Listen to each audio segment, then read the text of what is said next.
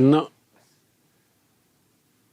നിങ്ങളുമായി സംവദിക്കാൻ ഉദ്ദേശിക്കുന്നത് ഏറ്റവും കറൻ്റായ ഒരു വിഷയത്തെക്കുറിച്ചാണ്. ആ വിഷയം മറ്റൊന്നുമല്ല, നിങ്ങൾ പല ചാനലുകളിൽ നിന്നും പല നിരീക്ഷകരിൽ നിന്നും കേട്ടുകഴിഞ്ഞ കാര്യം ഡൽഹിയിലെ തെരഞ്ഞെടുപ്പിനെ കുറിച്ചാണ്. ആ തെരഞ്ഞെടുപ്പ് ഏറെക്കുറെ പകുതി ഘട്ടമായി വരെയായിക്കഴിഞ്ഞു. പക്ഷേ ജനങ്ങൾ താരതമ്യേന കാര്യമായ ഉത്സാഹം കാണിക്കുന്നുണ്ടോ? വോട്ടിംഗ് പെർസെൻറ്റേജ് ഇതുവരെ കാര്യമായ ആവശ്യത്തിലല്ല ജനങ്ങൾ വോട്ട് ചെയ്തിരിക്കുന്നത്. സാഹചര്യങ്ങൾ മാറുമോ എന്ന് നമുക്ക് കാത്തിരുന്ന് കാണാം. ഇപ്പോൾ ഡൽഹിയുടെ രാഷ്ട്രീയത്തിന് ഒരു വലിയ പ്രത്യേകതയുണ്ട്. ലോകത്തെല്ലായിടത്തും ഏതെങ്കിലും ഒരു കക്ഷിയോ നേതാവോ ഡൊമിനൻ്റായിട്ട് അധികകാലം അധികാരത്തിൽ ഇരുന്നാൽ ഒരു ഇൻകംബൻസി ഫാക്ടർ, ആ ഭരണകൂടത്തോടൊരു അതൃപ്തി ജനങ്ങളിലും അതുമായി ബന്ധപ്പെട്ട മറ്റെല്ലാ ഘടകങ്ങളിലും ഉയർന്നു വരും. ഏറ്റവും മതപരമായി ഉണ്ടായിരുന്ന രാജ്യങ്ങളിൽ പോലും, ടുണീഷ്യ തുടങ്ങിയ രാജ്യങ്ങളിൽ പോലും ഇത്തരം ഇൻകംബൻസി ഫാക്ടർ ഉണ്ടാവുകയും അവിടെ മുല്ലപ്പൂ വിപ്ലവം എന്നുള്ള പേരിൽ മറ്റൊരു വിപ്ലവം ഉണ്ടാവുകയും ചെയ്തു. അങ്ങനെയാണ് ഇറാനിലെ ഷായെ മാറ്റാൻ പറ്റിയത്. പാകിസ്ഥാനിൽ മാറി മാറി വരുന്ന പട്ടാള ഭരണങ്ങളുടെയും ജനാധിപത്യ ഭരണകൂടങ്ങളുടെയും അടിസ്ഥാനവും തന്നെയാണ്. ഈ ഇൻകംബൻസി ഫാക്ടർ അടിയന്തരാവസ്ഥ കാലം വരെ ഉണ്ടായിരുന്ന മുഖ്യ ശത്രു, ഇന്ത്യയിലെ മുഴുവൻ രാഷ്ട്രീയ കക്ഷികളുടെയും മുഖ്യ ശത്രുവായി കോൺഗ്രസിനെ പ്രതിഷ്ഠിച്ചു. കാരണം ജനാധിപത്യ അവകാശങ്ങൾ അടിച്ചമർത്തുന്ന നേതാവ് എന്നുള്ള, അടിയന്തരാവസ്ഥ പ്രഖ്യാപിച്ച നേതാവ് എന്നുള്ള നിലയിലുള്ള ഇന്ദിരാഗാന്ധിയുടെ നിലപാടിനെയാണ് ജനങ്ങൾ ചോദ്യം ചെയ്തത്. പലതരത്തിലും പല സ്റ്റേറ്റിലും കോൺഗ്രസിനെതിരായ പ്രക്ഷോഭങ്ങളും സമരങ്ങളും ഉണ്ടായിട്ടുണ്ട്. പക്ഷേ അടിയന്തരാവസ്ഥ അടിച്ചമർത്തലിൻ്റെ രീതിയിൽ ഇവിടെ ഭരണകൂടം സമരങ്ങളെ അടിച്ചമർത്താൻ തുടങ്ങിയത് അടിയന്തരാവസ്ഥയോടുകൂടിയാണ്. ഒരുപക്ഷെ അക്കാലത്ത് പ്രതിപക്ഷത്തുണ്ടായിരുന്ന ഒരു നേതാവിനും പൂർണ്ണമായി ജനവിശ്വാസം ആർജിക്കാൻ സാധിച്ചിരുന്നില്ല. മറിച്ച് അവരെക്കാളൊക്കെ വളരെ ഉയരത്തിലായിരുന്നു ഇന്ദിരാഗാന്ധി, പല നേതാക്കന്മാരെക്കാളും. ആലോചിച്ചൊക്കെ ഓരോരുത്തരും നോക്കുക, അന്നത്തെ പ്രതിപക്ഷ നേതാക്കളെല്ലാം ഓർത്തു. മൊറാർജി ദേശായി, വാജ്പേയി, ജഗജീവൻ റാം, അതെല്ലാം കോൺഗ്രസ് ഉള്ളവരും അല്ലാത്തവരുമായി ഏത് നേതാവ് എടുത്താലും ഇന്ദിരാഗാന്ധിയുടെ ഒപ്പം നിൽക്കാൻ പറ്റുന്ന നേതാക്കന്മാരില്ലായിരുന്നു. ആ അവസരത്തിലാണ് ജനങ്ങളെ ആകർഷിക്കണമെങ്കിൽ ജനങ്ങൾക്ക് വിശ്വാസമുള്ളൊരു നേതൃത്വം വേണം എന്ന തിരിച്ചറിവ് രാഷ്ട്രീയ പാർട്ടികൾക്കുണ്ടായത്. അങ്ങനെയാണ് വിദ്യാർത്ഥികളുടെയും യുവാക്കളുടെയും സമരമേറ്റെടുക്കാൻ തയ്യാറായി രാഷ്ട്രീയത്തിൽ നിന്നും മാറി നിന്നിരുന്ന ജയപ്രകാശ് നാരായണ രംഗത്ത് കടന്നു വരുന്നത്. കാരണം അവിടെ ഉപയോഗിക്കപ്പെട്ടത് ആദ്യം ജയപ്രകാശ് നാരായണൻ്റെ വിശ്വസനീയതയാണ്. ആ ജയപ്രകാശ് നാരായണൻ തന്നെ രൂപം കൊടുക്കുകയാണ് ജനതാ പാർട്ടിക്ക്. അവിടെയാണ് തെറ്റുപറ്റിയത്. എല്ലാവരും ചേർന്ന് ഇന്നലെ വരെ ഇന്ദിരാഗാന്ധിക്ക് ഒപ്പം നിന്നവരും അല്ലാത്തവരും, എല്ലാ അഴിമതികളും തങ്ങൾ ഭരിക്കുന്ന സംസ്ഥാനങ്ങൾ, ഗുജറാത്തിൽ ചിവൻഭായ് പട്ടേൽ വരെ എല്ലാവരും ജയപ്രകാശിനൊപ്പം ചേരുകയാണ് ചെയ്യുന്നത്. അങ്ങനെ ജയപ്രകാശിൻ്റെ അർത്ഥത്തിൽ ആ സമരത്തെ തന്നെ, സമരത്തിൻ്റെ ലക്ഷ്യങ്ങളെ തന്നെ ജനതാ പാർട്ടിയുടെ രൂപീകരണത്തോടെ അവിടെ പരാജയപ്പെട്ടു. അതാണ് കാണിച്ചത്. ഇതുപോലെ തന്നെയാണ് ഡൽഹിയിലെ അഴിമതിക്കെതിരായി, അല്ലെങ്കിൽ മൊത്തത്തിലുള്ള അഴിമതിക്കെതിരായി പല ചെറുകിട സംഘടനകൾ, NGOമാർ, ഇങ്ങനെയുള്ള പല വിഭാഗങ്ങളും സമരത്തിലേർപ്പെട്ടു. പക്ഷേ അവയ്ക്കൊന്നും ജനങ്ങളെ പൂർണ്ണമായി അണിനിരത്തുവാൻ, ഡൽഹിയിലെ ജനങ്ങളെ ആവേശം കൊള്ളിക്കാൻ സാധിച്ചില്ല. മറിച്ച് കേജ്രിവാളിനെ പോലുള്ളവർ, അന്ന് കിരൺ ബേഡിയെ പോലുള്ളവർ, VK സിംഗിനെ പോലുള്ളവർ സഹായം തേടിയത് മറ്റാരിൽ നിന്നുമല്ല, അണ്ണാ ഹസാരെ എന്ന മഹാരാഷ്ട്രയിലെ ഗാന്ധിയനിൽ നിന്നാണ്. അണ്ണാ ഹസാരെ ഡൽഹിയിലെ ജനങ്ങളുടെ സമരം ഏറ്റെടുത്തു. സമരം സത്യാഗ്രഹം തുടങ്ങി. ഈ സമരത്തിലേക്ക് ലോകമെമ്പാടുമുള്ള ഇന്ത്യക്കാരുടെ പിന്തുണ ഈ സമരത്തിന് ആർജിക്കാൻ പറ്റി. പക്ഷേ ഈ സമരത്തെ തങ്ങളുടെ തൊഴുത്തിൽ കൊണ്ട് കെട്ടാമെന്ന് പല രാഷ്ട്രീയ കക്ഷികളും ആഗ്രഹിച്ചിരുന്നു. ആ രീതിയിലുള്ള പ്രവർത്തനങ്ങൾ നടത്തി. അതിൻ്റെ ഏറ്റവും വലിയ ഉദാഹരണം BJP ആണ്. BJP എല്ലാ പിന്തുണയും ആളും അർത്ഥവും നൽകി സമരത്തെ വിജയിപ്പിക്കാൻ BJP ശ്രമിച്ചു. BJP കരുതിയിരുന്നു സമരത്തിന് ശേഷം അതിൻ്റെ ബെനിഫിഷ്യറിയായിട്ട് തങ്ങൾക്ക് മാറാമെന്ന്. എന്നാൽ അവിടെ അപ്രതീക്ഷിതമായൊരു താരോദയം, ബുദ്ധിയുടെ രാഷ്ട്രീയം അല്ലെങ്കിൽ കൗശലത്തിൻ്റെ രാഷ്ട്രീയം എന്ന് പറയാം, കേജ്രിവാൾ എടുത്തുപയോഗിച്ചു. കേജ്രിവാൾ ഒരു പുതിയ രാഷ്ട്രീയ പാർട്ടി ഉണ്ടാക്കുന്നു എന്ന് പറഞ്ഞപ്പോൾ, ആം ആദ്മി പാർട്ടി എന്ന് പറഞ്ഞ പാർട്ടി ഉണ്ടാക്കുന്നു എന്ന് പറഞ്ഞപ്പോൾ BJPയുടെയും മറ്റ് പ്രതിപക്ഷ കക്ഷികളുടെയും അധികാര കേന്ദ്രങ്ങളെ ഞെട്ടിക്കുകയാണ് ചെയ്തത്. തങ്ങൾക്ക് കോൺഗ്രസ് വിരുദ്ധ വികാരത്തിൻ്റെ ഫലം എടുക്കാമെന്ന് കരുതിയിരുന്ന പലരും ഞെട്ടി പുറകോട്ട് മാറി.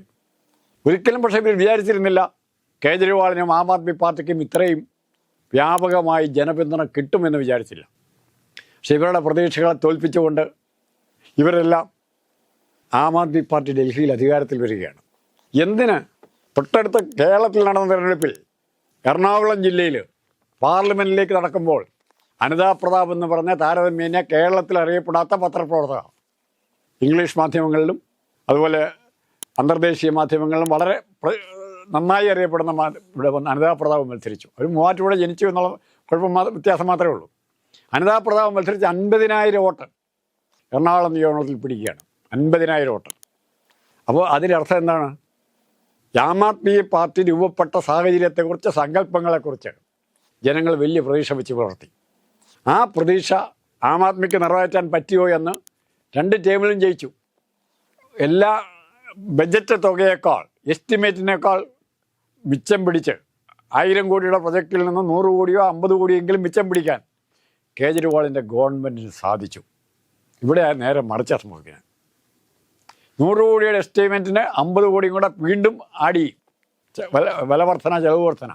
ആ തട്ടിപ്പാണ് ഇന്ത്യയിലെ മുഴുവൻ സംസ്ഥാനങ്ങളിലും നടന്നുകൊണ്ടിരിക്കുന്നത്. ആദ്യം തന്നെ എസ്റ്റിമേറ്റ് തയ്യാറാക്കുമ്പോൾ തന്നെ ഓവറായിരിക്കും. അതിൻ്റെ കൂടെ വീണ്ടും വെട്ടിപ്പും കൂടെ വരികയാണ്. അപ്പോൾ ഒരിക്കലും നമ്മൾ കണക്കാക്കുന്ന തുകയുടെ പരിധിക്കുള്ളിൽ നിൽക്കില്ല. ഇവിടെ ഈ ശ്രീധരൻ കാണിച്ചു തന്നു, റെയിൽവേയിൽ നിങ്ങൾ പറയുന്ന എസ്റ്റിമേറ്റ് 1000 കോടി പറഞ്ഞാൽ അത്രയും വേണ്ട, 200 കോടിയെ തിരിച്ച് അങ്ങോട്ട് തരാമെന്ന് പറഞ്ഞു. അങ്ങനെ പറയാൻ പറ്റുന്ന ഒരു ബ്യൂറോക്രസിയോ ഒരു രാഷ്ട്രീയ നേതൃത്വമോ ദൗർഭാഗ്യവശാൽ ഭരണപക്ഷത്തും ഇല്ലാതെ പോയി, പ്രതിപക്ഷത്തും ഇല്ലാതെ പോയി. അത് കേരളത്തിൻ്റെ ശാപമാണ്. രണ്ടാമത്തെ കാര്യം, ആം ആദ്മി പാർട്ടി മുന്നോട്ട് വെച്ച ഒരു രാഷ്ട്രീയം ഇന്നലെ വരെ ഇല്ലായിരുന്നു. ഇന്നലെ വരെ കോൺഗ്രസിനെ തോൽപ്പിച്ചിരുന്ന പ്രാദേശിക കക്ഷികളും സോഷ്യലിസ്റ്റ് പാർട്ടി കക്ഷികളുടെ മുന്നണികൾ ചേർന്നായിരുന്നു. നമ്മുടെ 67 മുന്നണി നമുക്കറിയാം. അങ്ങനെ മുന്നണി രാഷ്ട്രീയം കൊണ്ടാണ് കോൺഗ്രസിനെ തോൽപ്പിച്ചിരുന്നത്. ഈ മുന്നണി രാഷ്ട്രീയത്തിൽ എല്ലാവരും അധികാരമോഹിയാണ്. എല്ലാവരും പ്രധാനമന്ത്രിയാകാൻ തയ്യാറാണ്, എല്ലാവരും പ്രസിഡൻ്റാകാൻ തയ്യാറാണ്, എല്ലാവരും മുഖ്യമന്ത്രിയാകാൻ തയ്യാറാണ്. അത്തരം അധികാരമോഹികളുടെ ഒരു കൂട്ടായ്മയായിട്ട് രൂപപ്പെട്ടു. ഓർക്കണം, അടിയന്തരാവസ്ഥയ്ക്ക് ശേഷം വന്ന ജനതാ പാർട്ടി യഥാർത്ഥത്തിൽ ഈ നേതാക്കന്മാർക്ക് പാർട്ടി വളർച്ചയിൽ പങ്കില്ലായിരുന്നു. വിദ്യാർത്ഥികൾ മാത്രം ഏറ്റെടുത്ത്, യുവജനങ്ങൾ മാത്രം ഏറ്റെടുത്ത് നടത്തിയ സമരത്തിൻ്റെ മുൻപന്തിയിൽ കയറി നിൽക്കാനുള്ള കഴിവർക്കുണ്ടായിരുന്നു. അവിടെയാണ് കേരളത്തിലൊക്കെ നടക്കുന്നുണ്ട്. അപ്പോൾ ഞാൻ പല പ്രാവശ്യം പല ചർച്ചകളിൽ പറഞ്ഞിട്ടുണ്ട്, കേരളത്തിൻ്റെ ശാപം ഒരു രാഷ്ട്രീയ കക്ഷിക്കും കേരളത്തിൻ്റേതായ ഒരു നേതാവില്ല, ഒരു രാഷ്ട്രീയ കക്ഷിക്കുമില്ല. ആലോചിച്ച് നോക്കൂ, ഒരു നയനാരെ പറ്റി പറയുന്ന പോലെ, അല്ല കരുണാകരനെ പറ്റി പറയുന്ന പോലെ, EMSനെ പറ്റി പറയുന്ന പോലെ, എന്തിന് അച്യുതമേനോനെ പറ്റി പറയുന്ന പോലെയെങ്കിലും കേരളത്തിലെ ജനങ്ങൾക്ക് പൊതുവ് സ്വീകാര്യതയുള്ളതായിട്ടുള്ള ഒരു നേതാവില്ല.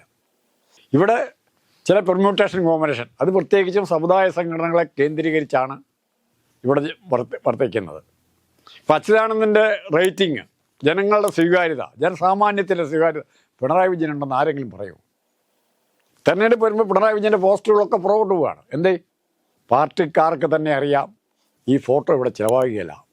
ഈ ഫോട്ടോ ഈ വീടിൻ്റെ നാഥന് പാർട്ടിക്കാരുടെ വീടിൻ്റെ അകത്ത് മാത്രമേ വെക്കാൻ പറ്റുള്ളൂ.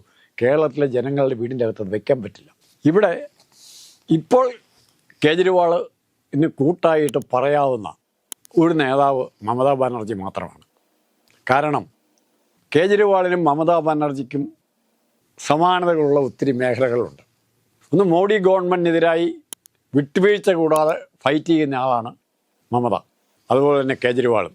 മോഡി ഏറ്റവും കൂടുതൽ ദ്രോഹിക്കാൻ നോക്കിയ, സ്വന്തം പട്ടാളത്തെ വരെ വിട്ട് ദ്രോഹിക്കാൻ നോക്കിയ 2 നേതാക്കളാണ് കേജ്രിവാളും മമതയും. ഇപ്പം ഇവരുടെ രാഷ്ട്രീയത്തെ, ഈ ആപ്പിൻ്റെ രാഷ്ട്രീയത്തെ, ആം ആദ്മിയുടെ രാഷ്ട്രീയത്തെ പോലെ തന്നെയാണ് തൃണമൂലിൻ്റെ രാഷ്ട്രീയവും. ഇവരൊരിക്കലും ജാതീയമായ കാര്യങ്ങൾ പറഞ്ഞിട്ടില്ല, മതപരമായ പിന്തുണ ഇവർ നേടിയിട്ടില്ല, ഭാഷാപരമായ സങ്കുചിത ചിന്താഗതി ഉണ്ടാക്കിയിട്ടില്ല. ഇവർ രാഷ്ട്രീയം മാത്രമേ പറഞ്ഞിട്ടുള്ളൂ. രാഷ്ട്രീയ നിലപാടുകൾ കൊണ്ടാണ് മമത ജയിച്ചത്. ഏതെങ്കിലും വലിയ കുടുംബത്തിൽ പറഞ്ഞുകൊണ്ടല്ല, ഏതെങ്കിലും കോർപ്പറേറ്റ് ശക്തികളുടെ ശക്തി കൊണ്ടല്ല ജയിച്ചത്. അപ്പോൾ ഈ ശക്തി നാളെ പ്രകടിപ്പിക്കപ്പെട്ടാൽ, ഡൽഹിയിലും 2 സ്റ്റേറ്റ് ഏറെക്കുറെ കേജ്രിവാളിൻ്റെ കയ്യിലാണ്. ഡൽഹിയിൽ ഒരിക്കൽ കൂടി കേജ്രിവാൾ ജയിക്കാൻ പറ്റിയാൽ മറ്റ് പല സംസ്ഥാനത്തേക്കും കേജ്രിവാളിൻ്റെ ശക്തി വർദ്ധിക്കും. അത് മമതയും സഹായിക്കും. ആ 2 കൂട്ടത്തിൻ്റെ കൂടെ കോൺഗ്രസ്, യഥാർത്ഥ കോൺഗ്രസ്, ഏതാ കോൺഗ്രസ് എന്നുള്ളതിനെക്കുറിച്ച് നമുക്ക് ചർച്ച ചെയ്യേണ്ടി വരും. കോൺഗ്രസ് സ്പിരിറ്റുള്ളവർ ചോദിച്ചാൽ കേരളത്തിൽ BJP, അല്ല ഇന്ത്യയിൽ BJP നിഷ്പ്രയാസം തോൽപ്പിക്കാൻ പറ്റും. കോൺഗ്രസ് സ്പിരിറ്റുള്ളവരെടുത്ത് ബംഗാളിൽ തൃണമൂൽ കോൺഗ്രസ്, ഒറീസയിലെ JDS, നവീൻ പട്നായിക്കിൻ്റെ ജനതാദൾ, അങ്ങനെ ഓരോ സംസ്ഥാനത്തും കോൺഗ്രസിൻ്റെ പശ്ചാത്തലമുള്ളവരുണ്ട്. ഇവരൊരുമിച്ച് നിൽക്കാൻ പറ്റണം. അതിനുള്ള ശ്രമം കോൺഗ്രസിൻ്റെ ഭാഗത്തു നിന്നാണ് ഉണ്ടാകേണ്ടത്. മറിച്ച് തങ്ങൾ വലിയ കക്ഷിയാണ്, തങ്ങളാണ് വലിയ അധികാരശക്തി. രാജീവ് ഗാന്ധി അംഗീകരിക്കും, പക്ഷേ സോണിയാഗാന്ധിയും പ്രിയങ്ക ഗാന്ധി അംഗീകരിക്കില്ല. അവിടെയാണ് കണ്ടുകൊണ്ടിരിക്കുന്നത്. അപ്പം ഈ രണ്ട് കക്ഷികളും താത്വികമായി യോജിപ്പുള്ള തൃണമൂൽ കോൺഗ്രസും ആം ആദ്മിയും ഒറ്റക്കെട്ടായിട്ട് നിൽക്കുകയും അവരോടൊപ്പം ഘടകകക്ഷികൾ. പക്ഷെ നമുക്ക് മറ്റ് സംസ്ഥാനങ്ങളൊക്കെ എടുത്തു. കട്ടിച്ച് തെലങ്കാനയിൽ മാത്രം കോൺഗ്രസ് ജയിച്ചു, അല്ലേ? രാഷ്ട്രീയമായിട്ട് ജയിച്ചു. പഞ്ചാബിൽ ജയിച്ചു. അപ്പോൾ ഓരോ സംസ്ഥാനത്തും പഞ്ചാബിൽ ആം ആദ്മി ജയിച്ചു. അപ്പോൾ ഓരോ സംസ്ഥാനത്തും ഉണ്ടാകുന്ന രാഷ്ട്രീയ മാറ്റങ്ങൾ രാഷ്ട്രീയമായി തന്നെ നേരിടാൻ പറ്റുന്ന ഒരു ലീഡർഷിപ്പാണ് കോൺഗ്രസ്സിന് വേണ്ടത്.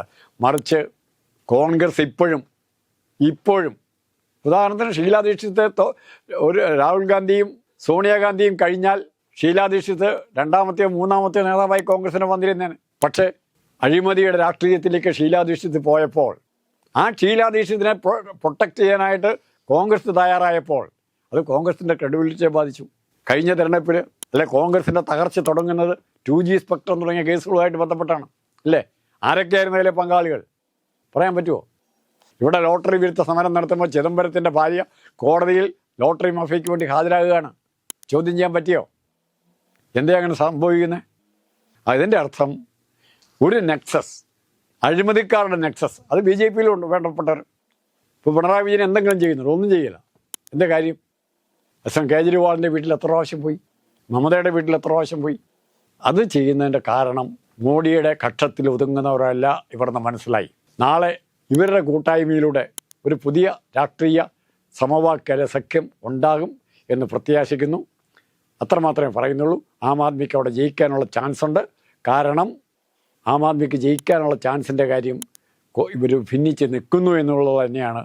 കേജ്രിവാൾ വിരുദ്ധ വോട്ടുകൾ കോൺഗ്രസിനും BJP-ക്കുമായി വിഭജിച്ചു പോകും. ഇവിടെ 10 വർഷം ഭരിച്ച കേജ്രിവാളാണ് ഇൻകംബൻസി ഫാക്ടർ ഉണ്ടാകാൻ സാധ്യത. പക്ഷെ അതിനെ നെഗറ്റീവ് ചെയ്യാനാണ് ഇവർ പരസ്പരം മത്സരിക്കുന്നത്.